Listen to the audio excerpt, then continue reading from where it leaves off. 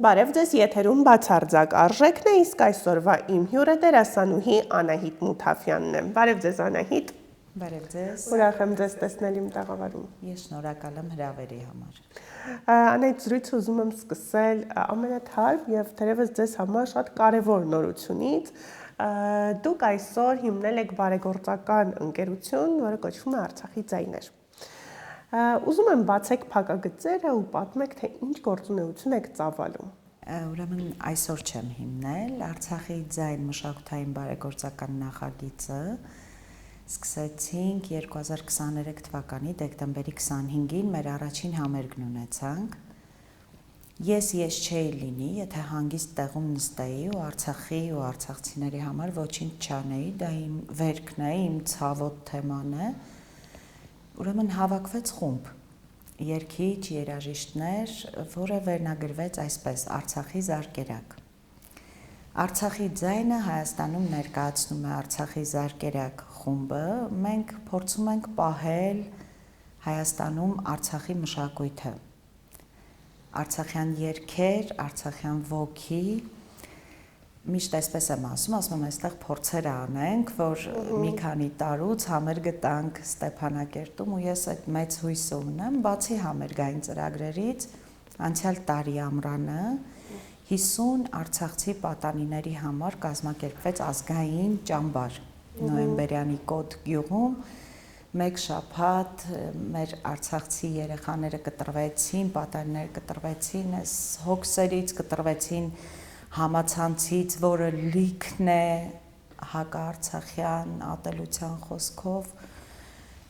ու ապրեցին մի շաբաթ, հետաքրքիրն այն է, որ Տավուշի մարզի բնությունը շատ նման է Արցախի բնությանը ու երեխաների եւ հուզմունքը եւ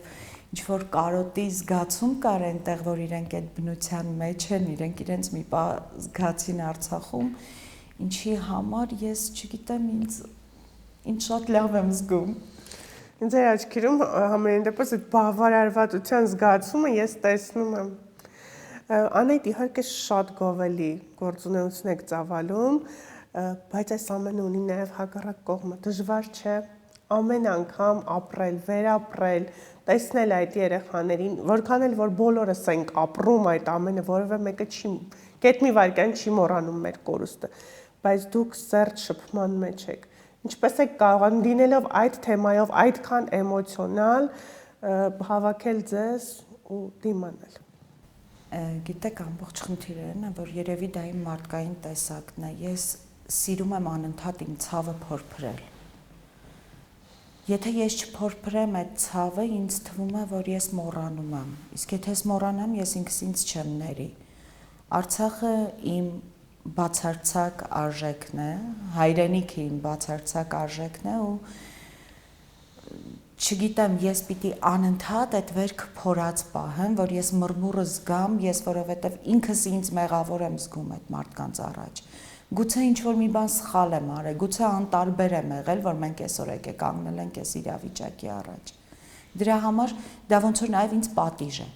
Ես պիտի անընդհատ փորեմ այդ վերքը, փորեմ։ Դա է ուզում հարցնել, յուրաքանչյուրիս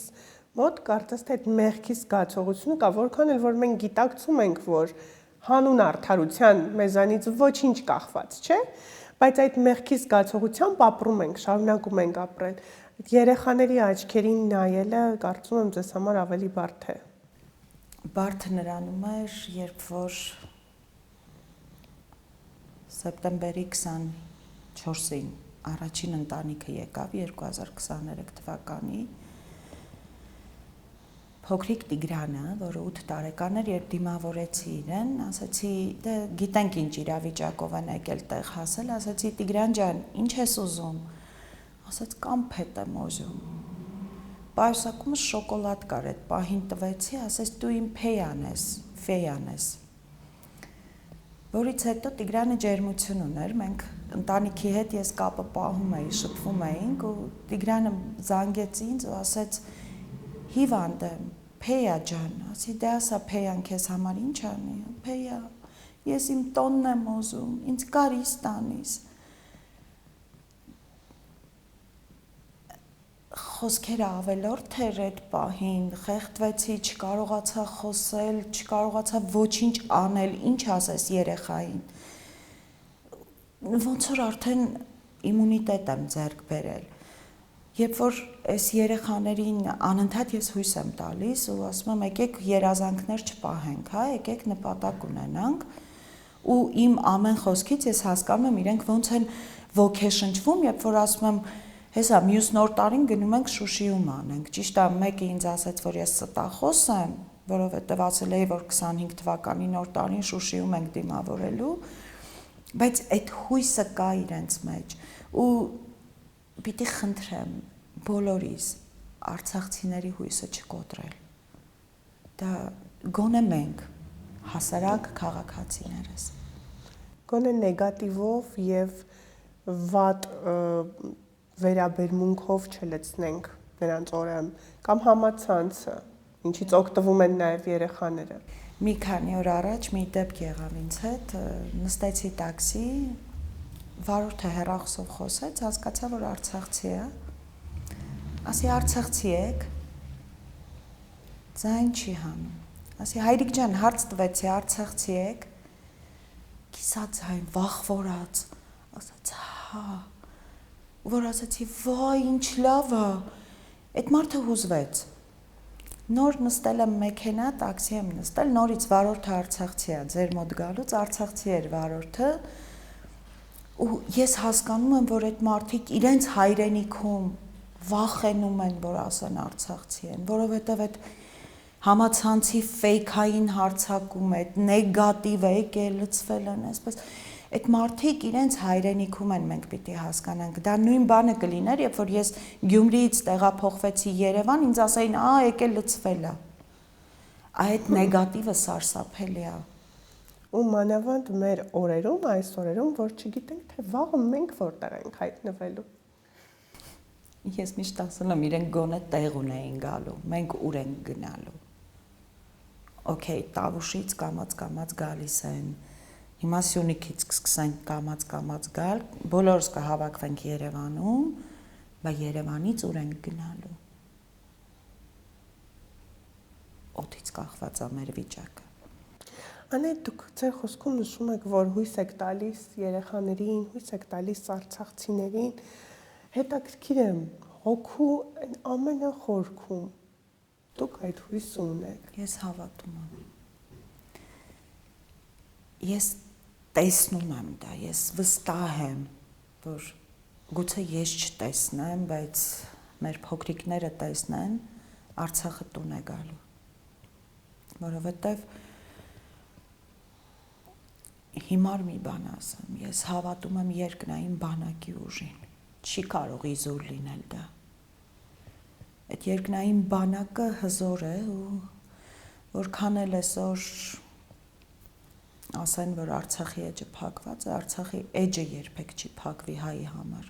որովհետև մենք այնտեղ 20,000-ից ավել հայրենիների արյուն ունենք, սկսած 90-ականներից մինչև այսօր մենք այնտեղ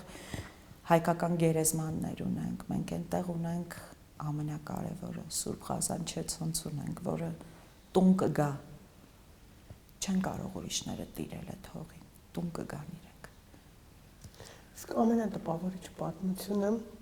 Տիգրանի պատմությունից զատ որն է ձեզ համար։ Արցախի հետ կապված։ Ինձ համար յուրաքանչյուր արցախցի հերոս է, ու այդ հերոսական ժողովրդի հետ անընդհատ կան տպավորիչ պատմություններ, անընդհատ իրենց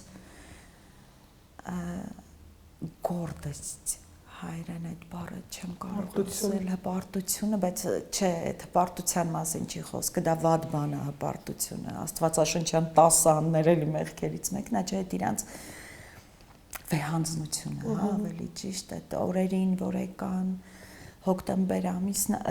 նոյեմբեր ամիսն, Տավուշի մարզում ենք մի արցախցի կին հղի, ցուրտ, չէ, հոկտեմբերը չէր, կներեք, ձմռանն էր, դեկտեմբերն էր, ցուրտ, ձյուն, հղի կին, ընդամենը մի վերնաշապիկով, հարցնում եմ, ասում եմ, տակ հագուստ չունես, կուրտկա չունես, ասում եմ, ունեմ, ասում եմ, բան չի, չես հագի, ասում եմ, շոկ է։ Ու իրենց այդ վեհանձնությունը, որ երբեք չեն ուզի իրենք, միջև իրեն իմ հագից եմ հանել, հագցրել, նախ թույլ չտվեց, միջև որ գնացի մեքենայից ուրիշը բերեցի, ասում եմ, որ դու ինձ տաս, դու չես ունենա, դու կմրսես։ Ասենք ես այդ ժողովրդի համար, չգիտեմ, ես իրանց պաշտում եմ, ու այդ իրանց յուրաքանչյուրի հետ շփումը ինձ համար մի մեծ պատմություն է։ Անետ, դուք այն հայտնիներից եք, ով երբևէ չի դադարել խոսել եւ չի դադարել ներկայացնել իր կարծիքը այս կամ այն թեմայի հետ կապված։ Խոսքը քաղաքական, ոչ քաղաքական եւ այլն։ Այսինքն, եթե նայենք այսօր մեր հայտնիներին, մտավորականներին, երգիչներին, երգչուհիներին, մի մասը լռում է, մի մասը ցույց է տալիս, որ չի գիտակցում, թե ինչ է կատարվում, մի մասը ավելի վատ կերպարի մեջ է, մի մասն էլ խոսում է։ Խոսելուց հետո հետևանքները շատ դեպքերում լինում են ծանր, դռներ, որոնք փակվում են եւ այլն։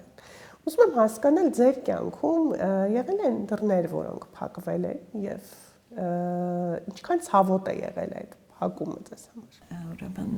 նախ ասեմ ինչի չեմ լռում, որովհետեւ ինձ դեռ փոքրուց սովորեցրել են, որ վախը վատ բարեկամ է։ Վախը երբեք ինձ հետ բարեկամ չի կարող լինել, ես չեմ վախենում։ 2018 թվականից իմ առաջ փակվեցին հեռուստատեսության դռները։ Իմ առաջ փակվեցին շատ լրատվականներ։ Իմ առաջ փակվեցին բարեկամների դռներ, նույնիսկ բարեկամների, ընկերների, բայց իմ մեջ կար վստահություն, որ ես ճիշտ եմ, ու ես չեմ վախեցել իմ ճշմարտությունը ասելուց։ Շատ-շատերը 20 թվականից հետո զանգում էին, գրում էին, նույնիսկ այն հասարակական վատ կարծիքը, որը ստեղծվեց իմ շուրջ 18 թվականին, ինձ ցավեցնում էր։ Ավելի շատ, քան որ իմ առաջ փակվեց իմ սիրելի գործի համար դռները, հեռուստատեսության դռները։ Ինձ ցավեցնում էր։ Մինչև այսօր ես շատ կեղտոտ պարսավանքների եմ ենթարկվում, բայց ինձ ուժ է տալիս մի բան։ Ես ինչ անում եմ հանուն հայրենիքի։ Իսկ ինչպես նշեցի, այդ բացարձակ արժեքը իմ կյանքում դա իմ հայրենիքն է։ Ոչինչ, թող անվանարկեն, թող բամբասեն, թող վայրահաչեն, բայց ես իմ ներսում գիտեմ, որ ես ինչ անում եմ հանուն իմ հայրենիքի։ Ես ուզում եմ ցավոք ոչ իմ բալիկներին, բայց իմ եղբոր բալիկներին թողնել ազատ, անկախ, հզոր եւ միացյալ Հայաստան, Արցախի հետ միասին։ Անետ, նշեցիք, որ բարեկամների դռներ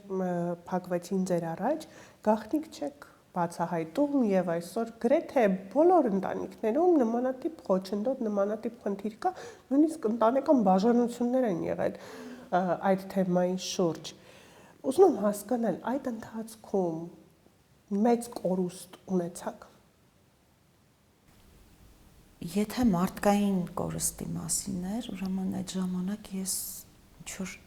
հետո եմ հասկացել, շատ հետո։ Երբ որ մի պահ մնացի մենակ։ Բարեկամները սկսեցին ինձ չզանգել։ Հասկացա, որ ես ընկերներ չունեմ, մենակ եմ, ցավ ապրեցի, բայց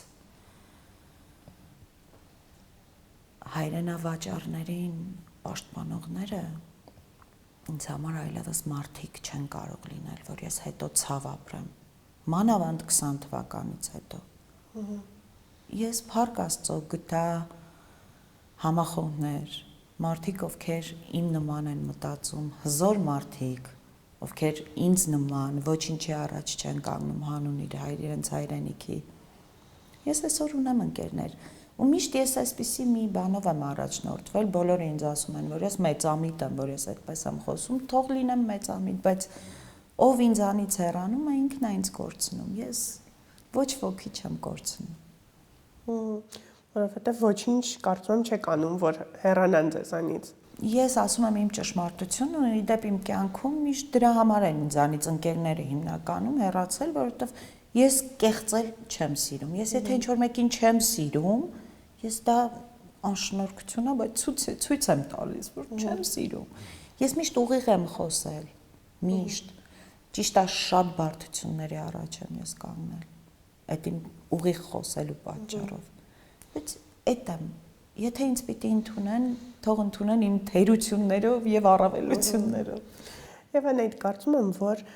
շատ դեպքերում ներելի է, հա, ճակերտավոր ասած, ներելի է այն մարդկանց տեսակետը, ովքեր որ 18-ից չէին հասկանում ինչ է կատարվում, ուզում էին ինչ-որ փոփոխություն, չէին գիտակցում։ 20-ից հետո արդեն 2020 թվականից հետո արդեն աբսուրդային է դա եւ այսօր ավելի աբսուրդային է այն, որ 2018-ին իրենց որոշումը կայացրած մարդիկ չեն ուզում ընդունել, որ այո, ինչու՞ չէ, նաեւ հնարավոր է, որ սխալվել ենք։ Դա հայի տեսակն է։ Չէ, իդեպ շատ-շատերը ընդունում են, շատ-շատերն են ընդունում դա, ասենք իմ Facebook-յան նամակները եթե կարդանք,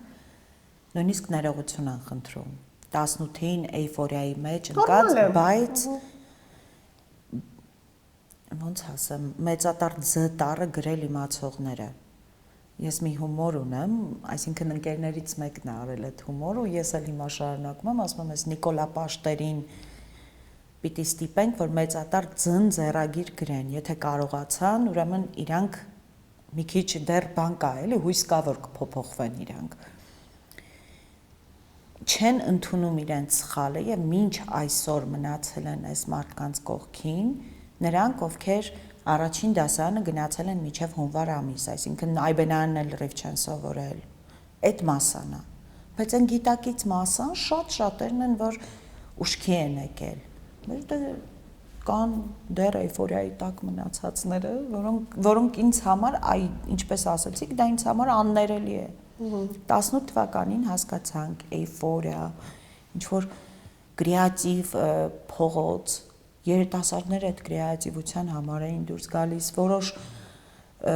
մարդկանց քանակություն դուրս էր գալիս զուտ հետաքրքրության համար, ուսանողությունը ու դասադուլ դասի չեն գնում, այդ քննական շրջաներ էլի փողոց էին դուրս գալիս, մարդիկ կային, որ նախկին իշխանություններից էին դժգոհ, թող տեսնեն, որ ես էլ եմ այստեղ իրենց դեմ եմ։ Այդ էյֆորիան հասկանալի էր, բայց պատերազմից հետո, գիտեք, չէ, պատմության մեջ, ամբողջ համաշխարհային պատմության մեջ մենք միակ երկիրն ենք, որը պարտություն կրած ղեկավարությանը վերընտրել է, կապիտուլացված ղեկավարությանը վերընտրել է։ Հայը աբսուրդ է ամեն ինչով, թե լավ առումով, թե վատ։ Անիտ, իսկ արդյոք դժվար չէ աշխատել կամ շփվել գործի բերումով այն մարդկանց հետ, հա, այն հայտնիների հետ, ովքեր որ համենայն դեպս ոչ թե ձեր կարծիքին են, այլ այն կարծիքին են, ինչի մասին քիչ առաջ խոսեցի։ Ուրեմն տեսեք, ինձ համար ավելի ընդունել են կարծիք ունեցող մարդիկ։ Ես ընդունում եմ իրենց, տեսակետ ունեն։ Վիճում եմ հետները, տենց փորձում եմ համոզել, բան։ Ոչ մի կերպ չեմ հասկանում կարծիք չունեցողներին։ Չեմ ուզում անուններ տալ, վերջերս մեր ասպարեզում խոսակցություն եղավ 18 թվական, 20 թվական, Տավուշյան դեպքեր, Արցախի հանձնում, լոյալ,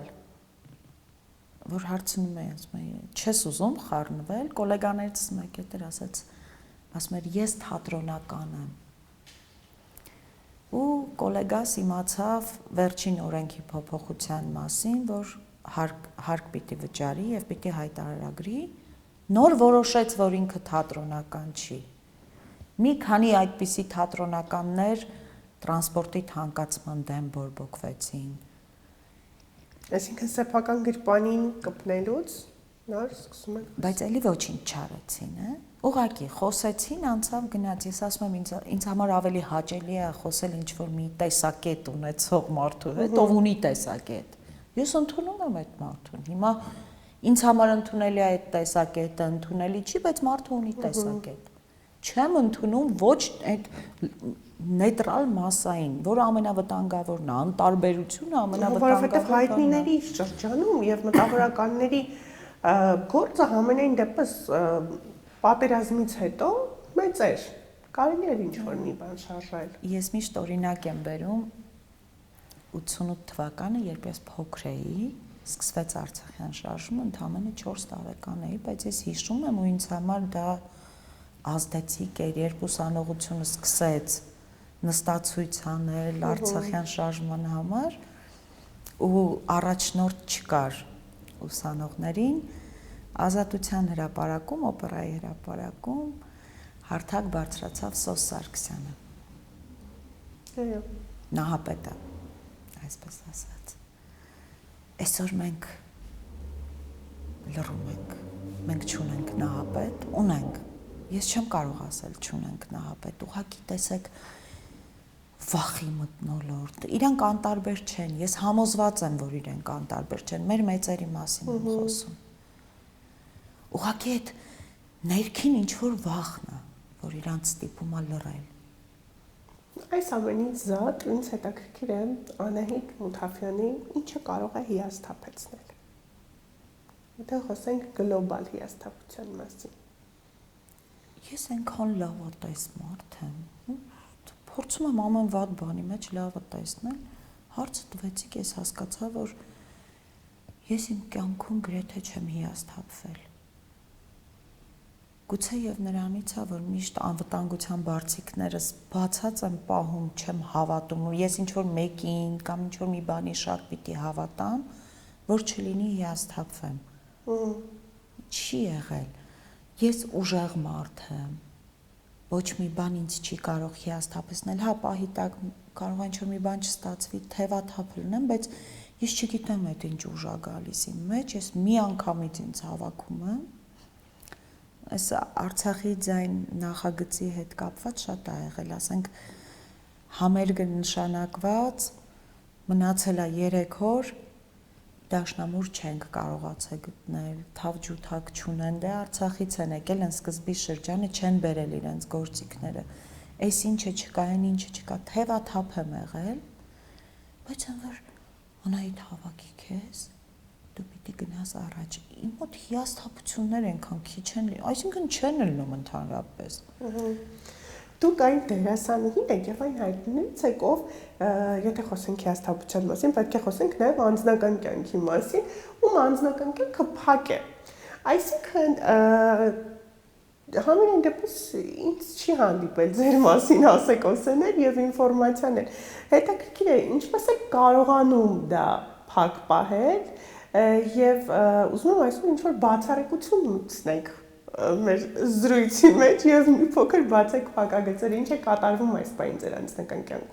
Ամեն ինչ լավ է, ամեն ինչ նորմալ է։ Ես չեմ սիրում իմ անձնականից խոսել։ Այս մանավանդ 18 թվականից հետո։ Ես մինչ 18 թվական շատ բաց էի լրատվամիջոցների համար, իմ սոցիալական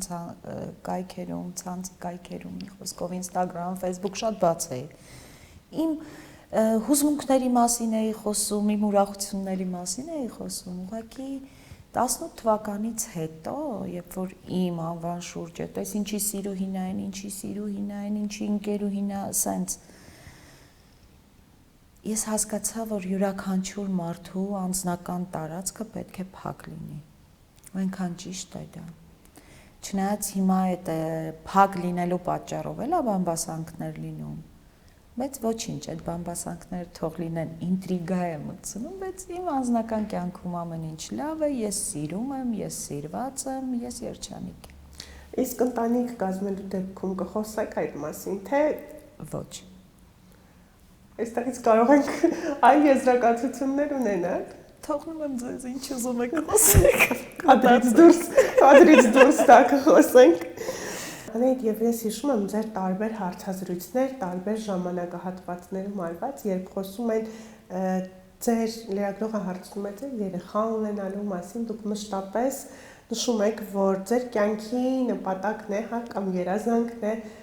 ունենալ աղջիկ, ում անունը պետք է գնեք Շուշի եւ նրան ունենաք ծննդաբերեք հենց Շուշիում, Արցախում։ Կարծում եմ հիմա ավելի արմատացած է այդ երազանքը ձեզ մոտ։ Դա գուցե իմ պայքարի ինչ-որ մի մասնիկն է, անձնավորված։ Ես դա խոստացել եմ 2015 թվականին Շուշիի Ղազանչեցոնց վանքում։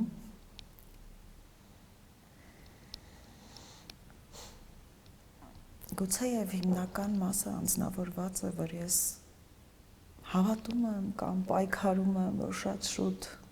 չհասցրեցի։ Այդ ժամանակ գոնե հնարավորություն ունեի չհասցրեցի։ Բայց հուսով չեմ վստահ եմ, որ մինչ այն տարիքս, երբ ես այլևս չեմ կարողանա երեխաներ ունենալ, Շուշին կլինի մերը եւ ես իմ խոստման տերն եմ լինում, ես կունենամ իմ Շուշին, որը կկրտվի Ղազանչեցոնց վանքում, որը կծնվի Արցախում։ Խոսքով ես իմ Շուշին իմ հետ պարտադիր կունենամ։ Դուք հավատում եք, դուք աղոթում եք։ Ես աղոթում եմ, ես հավատում եմ, ես վստահ եմ, ես սպասում եմ։ Այսօր կարծես թե իրադարձությունները սահմռկեցուցիչ մեկը մյուսին հաջորդող են։ Մեր օրերում անդադար նեգատիվ, անդադար կորուստներ, անդադար երեխաների կորուստներ եւ այլն։ Ըստ ձեզ ինչով է դա պայմանավորված։ Կարծես ինչ-որ սև գիծ լինի, որը կարծես անվերջանալի է թվում։ Տեսեք, դուք խոսում եք հույսի, հավատի մասին, ես ձեր աչքերում իրականում տեսնում եմ այդ հույսը,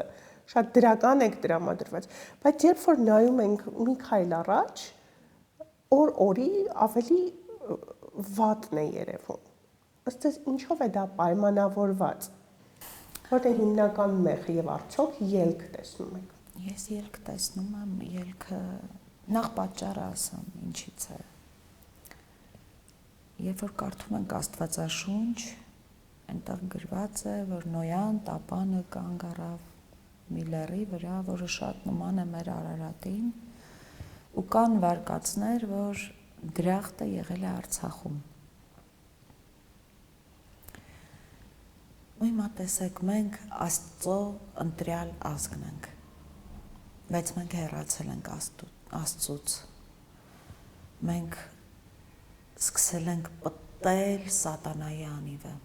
Մենք հիմա ոչ թե սև գծի մեջ ենք, այլ մենք այդ սատանայի անիվի մեջ ենք։ Մենք պտտվում ենք, մեր միջից կորել է հավատը, մեր միջից կորել է աստվածային սերը։ Մենք իրար չենք սիրում, մենք ատում ենք իրար, մենք չենք հանդուրժում իրար։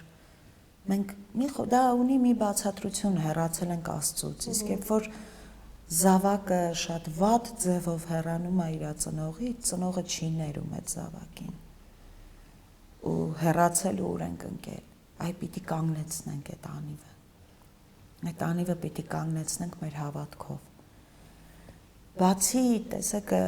դուք էլ եք հետևում, բացի այդ արցախցիների հանդեպ ատելությունից, այսօր մեծ ատելություն կա եկեղեցականների հանդեպ։ Անցյալ տարի այս օրերին, երբ որ ես բացում էի այդ մեկնաբանություններն էի կարդում, երբ որ սրբազան շարժման ժամանակ ես այդ մեկնաբանություններն էի կարդում, մի բան ինձ թվում էր, ես դժոխքում եմ։ Ոնց կարելի է հայ առաքելական եկեղեցու սպասավորին, մարդ, ով ձեղնադրված է հայոյել։ Այ բանալին այդտեղ է։ Մենք պիտի վերադառնանք Աստծուն։ Հիմա շատ-շատերը կասեն, բանադառը, հավատացյալ է դառել։ Ախր մենք ծնվում ենք այդպիսին շտամպով քրիստոնյաներ ենք ծնվում։ Մենք դրանից էլ ենք հեռացել։ Կեղտ ենք վերցրել մեր վրա, անընդհատ կեղտոտվում ենք ու որևէ մեկս պետք չի ինչ-որ մեկին ասենք մեր սխալների մասին, երբ որ ինքներս մեզ հետ անկեղծ լինենք ու փորձենք ինչ-որ չափով ապրել ճիշտ կյանքով, պահելով այդ 10 պատվիրանները, կհասկանանք, որ մեր կյանքը ոչ միայն մեր կյանքն է փոխվում, այլ նաև այս երկրի կյանքն է փոխվում։ Տեսեք, այսքան բնական աղետներ։ Փոթորիկ Երևանում այսպիսի բան ես չէի տեսել, ինչպես մի քանի օր առաջ եղավ։ Ջրհեղեղներ, փոթորիկներ, երկրաշարժեր։ Ախր բնությունն ու Աստված են իրենք ասում, որ սթափվեք։ Չի կարելի, բամբասենք, ստենք, հայոյենք, ատենք, լավ ինչքան։ Ու ամբողջ պատճառը դրանում է։ Ես վստահ եմ, որ այն ազգը, որը առաջին ընդունեց քրիստոնեությունը որպես պետական կրոն, ինքը կհասկանա,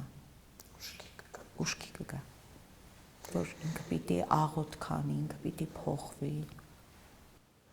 Զրույցի ընթացքում դուք նշեցիք, թե որն է ձեզ համար բացարձակ արժեք, բայց քանի որ այն շատ գեղեցիկ էր հնչում, ուզում եմ զրույցի ավարտին եւս մեկ անգամ հարցնել,